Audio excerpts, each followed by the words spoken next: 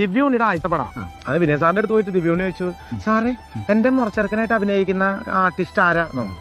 അപ്പൊ പറഞ്ഞത് കലാഭവൻ മണിയാ. അയ്യേ എനിക്കൊന്നും വേണ്ട, അയ്യോ ഇത്രയും കഫളാണെന്ന് എനിക്ക് വേണ്ട. അയ്യേ എന്തത്, എനിക്ക് എന്റെ മുറച്ചെറുക്കൻ നല്ല വെളുത്ത് നല്ല സുന്ദരനായിരിക്കണം. ഐശ്വര്യ റോയ് ഈ പുള്ളി എന്നെ വന്നിട്ട് എന്റെ അടുത്ത് പറഞ്ഞു, hi Kalabhavan Mani sir, are you? I see that your movie. And which movie? Vasanthiyum Lakshmiyum പിന്നെ നാനും. Very good movie. And thank you ma'am. Aishwarya എന്റെ ദേഹത്ത് കൈയിട്ടപ്പോ ഇത് എന്തോ എന്റെ ദേഹത്ത് വേറെ എന്തോ പെയിന്റ് അടിച്ച പോലെ തോന്നിട്ട്. കാരണം ഒന്നാമതിൽ ഞാൻ ബ്ലാക്ക് ആയിട്ടിരിക്കണേ, ഈ കൈ എന്റെ ഈ ദേഹത്ത് ഇവിടെ വരുമ്പോ ഞാനാണെങ്കിൽ ഷർട്ട് ഇട്ടിട്ടില്ല, എന്തോ ഒരു ഇടിവെട്ടേറ്റ പോലത്തെ ഒരു സാധനം, ഇങ്ങനെ ഒരു വെള്ള കളർ ഇവിടെ. പിന്നെ തൊള്ളി കൈയിട്ടിട്ട് ഇങ്ങനെ പോകുമ്പോ സീനൊക്കെ എടുത്തു കഴിഞ്ഞപ്പോ ഒരു 28 പ്രാവശ്യം സീൻ എടുത്തു. കാരണം ഞാൻ ഡയലോഗ് പറയും, ഇവര് ചിരിക്കും. ഞാൻ ഡയലോഗ് പറയും, രജനി സാർ ചിരിക്കും.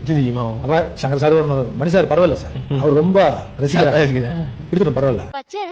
இன்னைக்கு ஒரு நாள் எனக்கு பாய் ஃப்ரெண்ட் இருக்கியா? ஒரு நாள் பாய் ஃப்ரெண்ட்?